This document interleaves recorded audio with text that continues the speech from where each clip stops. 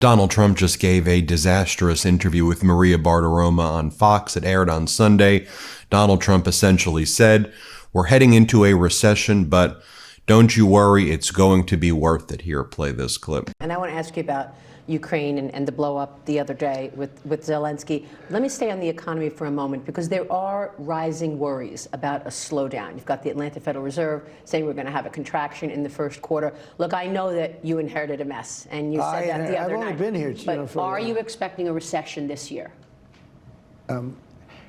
I hate to predict things like that. There is a period of transition, because what we're doing is very big. We're bringing wealth back to America. That's a big thing. And there are always periods of, it takes a little time. It takes a little time. But I think it should be great for us. I mean, I think it should be great. It's going to be great ultimately for the farmer. You know, don't forget, When Donald Trump is asked about how he is tanking the markets and how his tariffs are causing major economic issues, Donald Trump's response is, "We shouldn't worry about that right now." He goes, "We should think about things in terms of 100-year plans. The way China has a 100-year plan, we shouldn't be focused on short-term recession or depression." Here, play this clip. And he was great. He did. Before you came into the Oval Office the first time, you were a very successful businessman, very successful real estate executive. And a lot of people said, oh, this is the business president. This is it. He's watching the stock market. He knows all about, you know, he doesn't want the market to go down. And now we've got tariffs and the market has been going down. Well, not much. I mean, in all fairness, not much. You said, look, we're going to have a disruption, but we're okay with that. Is that what you meant? The stock market going down was the disruption? What other disruption were you alluding to? Look, what I have to do is build a strong country. You can't really watch the stock market. If you look at China, they have a 100-year perspective. We have a quarter. We go by quarters. That's true. And you can't go by that. You have to do what's right. What we're doing is we're building a tremendous foundation for the future. Tremendous. And by the way, it's not that the stock market has gone down a little bit.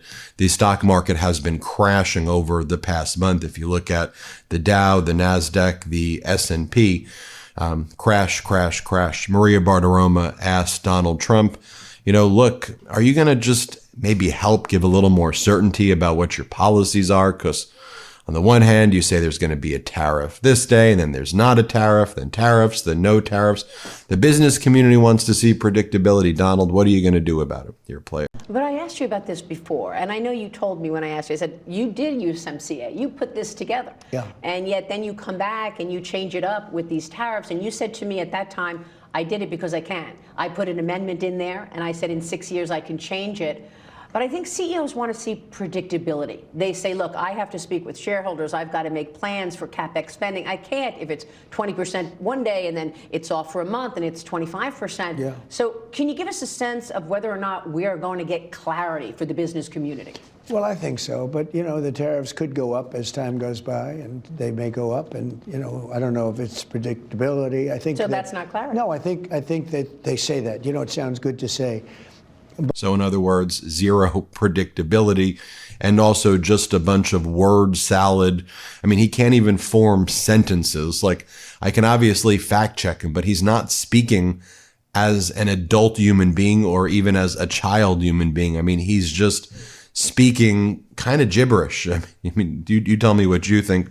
Maria Bartiromo then asked Donald Trump, she goes, well, look, you're saying that, you know, these tariffs are great and they're going to make everyone rich. So then why do you keep taking away the tariffs? Like, are you going to put the tariffs on April 2nd? Why do you keep moving the deadline back?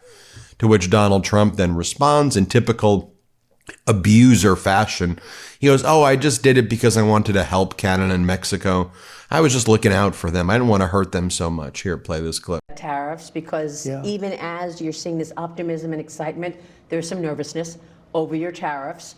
Markets have been selling off. People are not sure how to view it. Why did you roll back or put a pause into some of the tariffs until April 2nd? Because I wanted to help Mexico and Canada to a certain extent. We're a big, big country, and they do a lot of their business with us, whereas in our case, it's much less significant. We do very little with Canada by comparison. And I wanted to help the American car makers until April 2nd. April 2nd, it becomes all reciprocal. what they Right, just kind of typical abuser stuff. You negotiated the USMCA, the United States, Mexico, Canada Agreement. You then said it was the worst deal ever negotiated, Donald. It was your deal. Then you unilaterally imposed the tariffs. Then you unilaterally withdrew the tariffs, with Canada and Mexico doing nothing, and you're saying you were doing it to help them.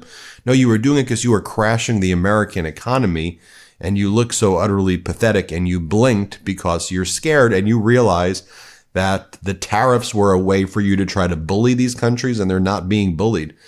So then the framing of this next question is that the premise is so ridiculous. Like, we all know that Biden handed you the worst thing possible ever, but you may bring back inflation with these tariffs. What are you going to do? Here, play this clip. You wouldn't have had inflation. We had record-setting inflation under Biden. It was a killer. It's one of the reasons I won the election. But you may get it again with these tariffs, right? I mean, one CEO said to me, my input costs have already started to go up. I'm going to have to raise prices. In the meantime, guess what? Interest rates are down for the last 3-4 days at good levels. I mean, you know, when you add interest rates, you're talking about it's gone down. I've been saying, let's get interest rates down. You know, nobody ever gets rich when the interest rates are high because people can't borrow money. That's like the typical con artist thing, right? He's like, well, everyone may be losing their life savings. Your 401k may be in the absolute toilet right now. You may not be able to afford anything at all, but interest rates may be getting better, even though we're heading into a depression. So isn't that good? No, Donald, that's not good. And also, let me just be very clear. Do we all know why inflation took place during the Biden administration, which Biden fixed and brought down to about 2%? And we were now actually having interest rate cuts from the Fed because inflation was going down? Because Donald Trump added $8 trillion in debt in his first administration, $8 trillion. And then he printed money recklessly, and he refused to acknowledge the issues around COVID. And then that led to horrible, horrible economic issues that Biden had to fix. Like, it isn't a complicated situation here, but, you know, I guess coming from the right-wing propagandists who try to convince you that tariffs are a good thing for the economy, they'll say and try to sell you anything. But I have receipts. I remember when Donald Trump said that he will immediately bring prices down starting on day one as part of his campaign. Remember he said that? So when I win, I will immediately bring prices down starting on day one. We will end Kamala's war on American energy, and we will drill, baby, drill. We're going to drill. Going back to the interview with Maria Bartiromo here, Donald Trump says that one of his big priorities over the next few months, he's going to go after a lot of law firms that he doesn't like. Law firms, if he doesn't like you, he's going after law firms. Okay, is that your new Greenland law firms? Is that your new Panama Canal law firms? You can't pick on countries, so you're going to pick on law firms? Here, play this clip. That was the law firm that had the Steele dossier. Yeah, they had the Steele dossier. They had a lot of other things, and we have a lot of law firms that we're going to be going after because they were very dishonest people. They were very, very dishonest. They could go point after point after point, and it was so bad for our country. And we have a lot of law firms that we're going after. Then he says that Elon Musk has been amazing. He goes, we thought maybe you can cut about 4% of the government. He goes, Elon Musk is cutting 50, 60, 70%. And then Donald Trump's only point of reference of what's being cut is a lie. And he goes, oh, we found transgender mice research that are hundreds of what? And also it was transgenic, not transgender. And by the way, you're the MAGA Republicans. The MAGA Republicans are in charge of the budget. Y'all are the ones who are passing the continuing resolutions over and over again. So if you don't like the stuff in the budget, you know what we do in the United States of America? You pass a new budget. You don't just keep doing continuing resolutions. If you didn't like the budget from Nancy Pelosi from 2022, when the Republicans came into power, do a new budget. Anyway, here's what Trump says. Let's play it. They may, but they don't have to do that. They can do it in other ways. Look, the Democrats say that Elon Musk and Doge are overstepping their bounds. You're right. What Elon Musk and Doge has been able to uncover is unbelievable. Half of us did not even realize. And stop there. Because look, stop there. You just said, what he's done is unbelievable.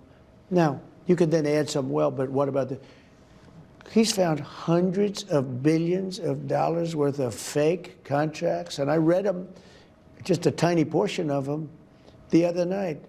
Transgender surgery on mice, the money they're spending on all of this stuff, the whole thing's a scam. And you'll find ultimately that the money that they sent comes back to a lot of the people that made those deals, okay? You're gonna find that. What he's also done is made people realize how many people should be cut. Because normally you go in and you say, all right, cut 4% of your workforce. He said cut 50%, 60%, 70%. That's a big thing. Now, he's done a great job. And he's paying. Then Donald Trump, of course, has to attack President Zelensky. Can't do any interviews without him attacking Zelensky. Let's play it. It was so easy with that same attitude. And I just don't think he's grateful. We gave him, in my opinion, $350 billion. Europe is in for $100 billion. We gave him $350 billion, and he's talking about the fact that they have fought, and there's a bravery because somebody has to use the weapons. But without those weapons, don't forget, I was the one that gave him the javelins that was able to knock down all the tanks. Obama gave nothing. Look, if I were president, that would have never happened. You wouldn't have had Russia going into Ukraine. Also, it's not an interview with Trump unless he attacks the Department of Education. Here he is attacking the Department of Education and saying, we need to bring it back to the states. Let me just be clear.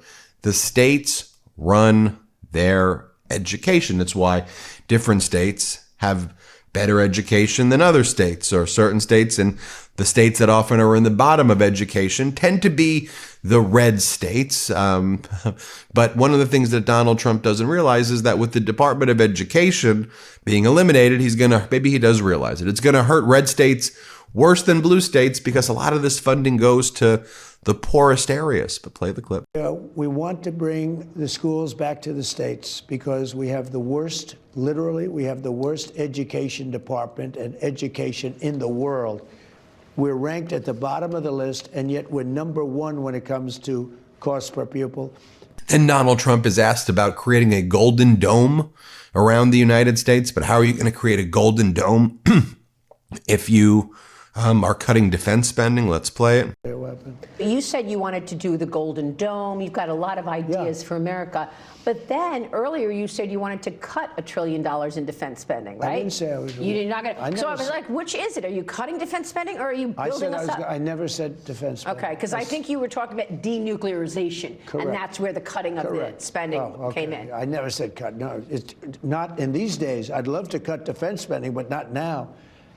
Because you have China, you have Russia, you have a lot of problems out there. No. In fact, no, what I have said is we spend a lot of money on nuclear missiles, nuclear weapons. The level of destruction is beyond anything you can even imagine. It's just bad that everybody has to spend all this money on something that if it's used, it's probably the end of the world. And while all of this is going on, you have Elon Musk talking about creating, or rather exiting NATO. This is what Elon Musk posted. So you have MAGA Republican Senator, this is the United States Senator Mike Lee, says, exit NATO now, exclamation point. And then Elon Musk reposts, we really should exit NATO now. Doesn't make sense for America to pay for the defense of Europe. To which I say, for the defense of Europe against who? Against Russia, who once they invade will then continue to take over Europe. But it's why Musk, Trump, people like Mike Lee, just say what you want. You want a dictatorship in America that has an alliance with the axis of evil. That's you want your friends to be Russia, North Korea, and you want a dictatorship here. Just say it. You're too pathetic and weak to say it. So you gaslight and you talk about transgender mice and you do that. Just say what you want. Say what you want. Are you scared? Anyway, what a pathetic interview. Let me know what you think. Hit subscribe. Let's get to 5 million subscribers. Can't get enough Meidas? Check out the Meidas Plus Substack for ad-free articles, reports, podcasts, daily recaps from Ron Filipkowski, and more. Sign up for free now at MeidasPlus.com.